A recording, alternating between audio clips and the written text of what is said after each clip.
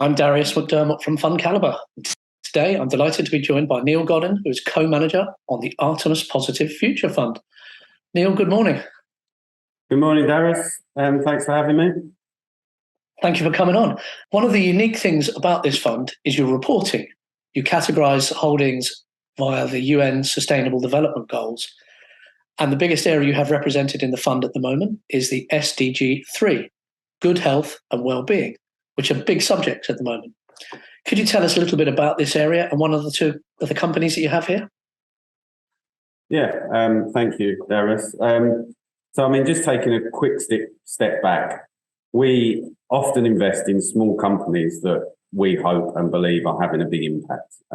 We invest in three areas mainly: climate change, healthcare, and education. So when you talk about good health and well-being, you're focusing around the education and good health areas. Now, for us, that ranges from cancer treatments, diagnostic tools, low-cost gyms, bike helmets, the diabetic treatment, and hearing loss are just some of the examples of some of the companies we own today.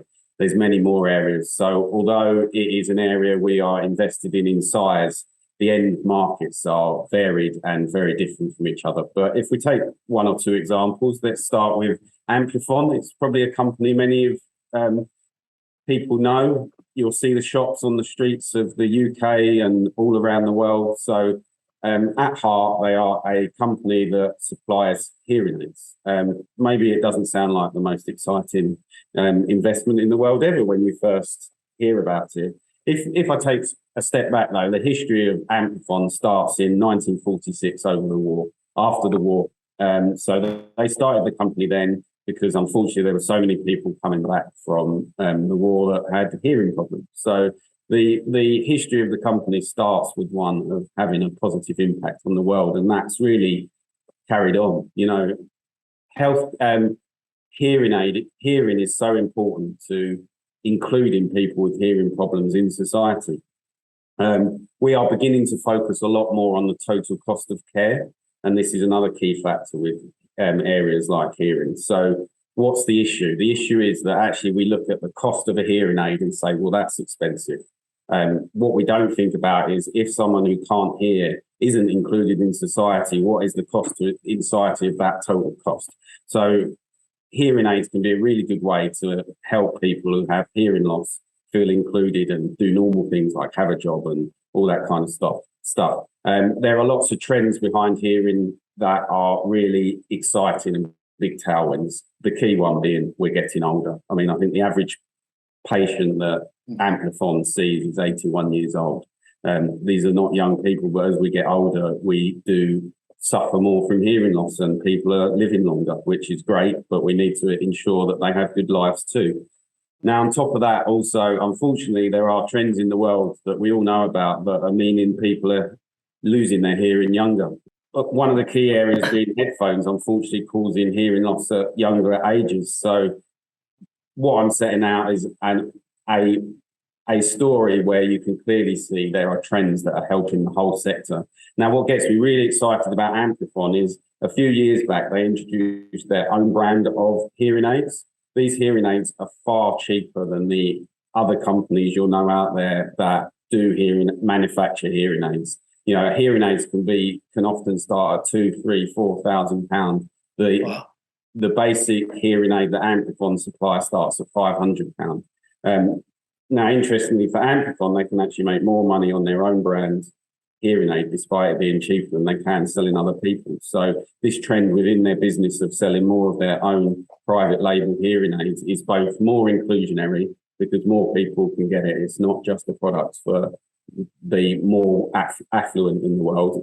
Anyone can now get a hearing aid and feel more included in society, but it's also good for the company. And that really highlights what we look for. We're looking for companies that are both having a positive impact and doing it in a way that we can make some money and the company can make some money. Great. I mean, it does sound like they're making them much more accessible. So let's turn our attention to the US, and the Senate approved the largest single investment in clean energy in the country's history in August. How do you see the landscape changing with your investment hat on, and what areas might you benefit with that huge US government support? Yeah, I mean, I do genuinely believe this is a huge moment in history, if you like, especially when you couple this inflationary act with problems that are going on in the world around energy security.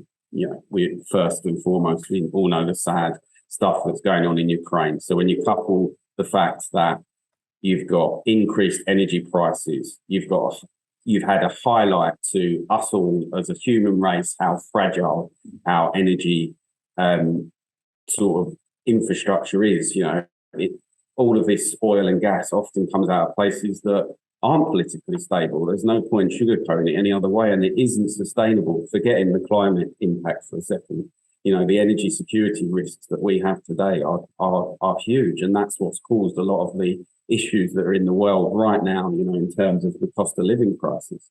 So this act in the US really is a huge game changer. It's a game changer across wind, solar, heat pumps and geothermal, batteries, hydrogen, you name it. This helps push renewables over fossil fuels like we have never seen. The combo of the two between actually often today renewable energy is cheaper now than fossil fuels anyway, but couple that with the subsidies in terms of tax breaks that this act bring is massive. Maybe if we just highlight one to keep it simple, hydrogen. So hydrogen, if the hydrogen is green, which means it comes from sources that aren't from fossil fuels, it comes from, you know, wind and solar and hydropower or geothermal as the source to create the hydrogen, you can get up to $3 per kilogram of hydrogen that's produced. Now, to give you a flavour of that, to be competitive with oil, gas, and the hydrogen that's already produced through fossil fuels, we needed to get a green hydrogen price of about $2 a kilogram. We're presently at, say, $5 or $6 a kilogram. So overnight, you've literally made green hydrogen cost competitive with what we phrase as grey hydrogen, which is hydrogen that comes from fossil fuels. Now, that price of $2 a kilogram for the grey hydrogen was based off the long-term price of natural gas, essentially. We all know what's happened there. Yeah, not the current price of natural gas, clearly. Not the current price. So right now, today, it will be cheaper often to create green hydrogen over grey hydrogen.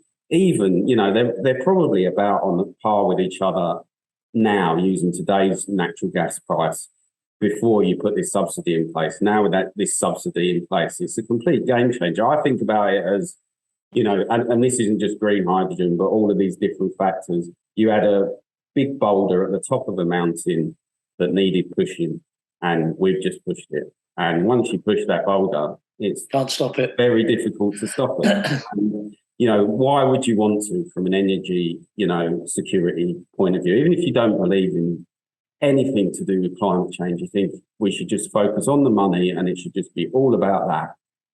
These products are cheaper today than they ever were, and cheaper than the option that is out there, which is fossil fuels.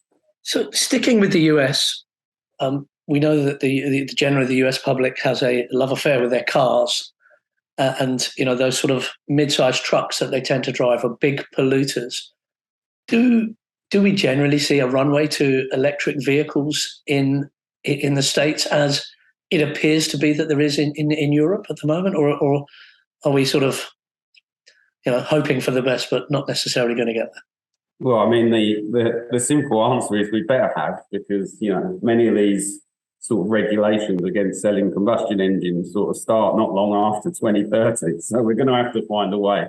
I mean, it is fair, you know, if you compare the UK to the US, the average US driver drives 12,000 miles, you know, and this is just a private driver, and the average driver in the UK drives around 8,000 miles. So immediately you can see that there's clear differences.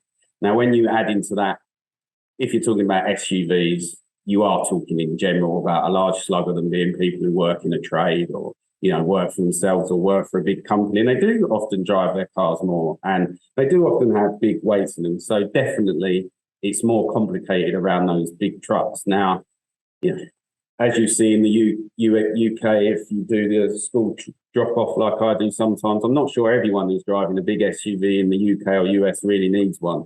I'm not sure all those Range Rovers are really needed in the UK, and I'm probably not sure that the big Toyotas are all needed in the US. So maybe some people have to give up on their big truck, but there are certainly people who really need them, and it's certainly more complicated for a battery electric vehicle to run for the those bigger time cars and distance it's needed to, but it's not impossible. No, I mean, it's a simple answer.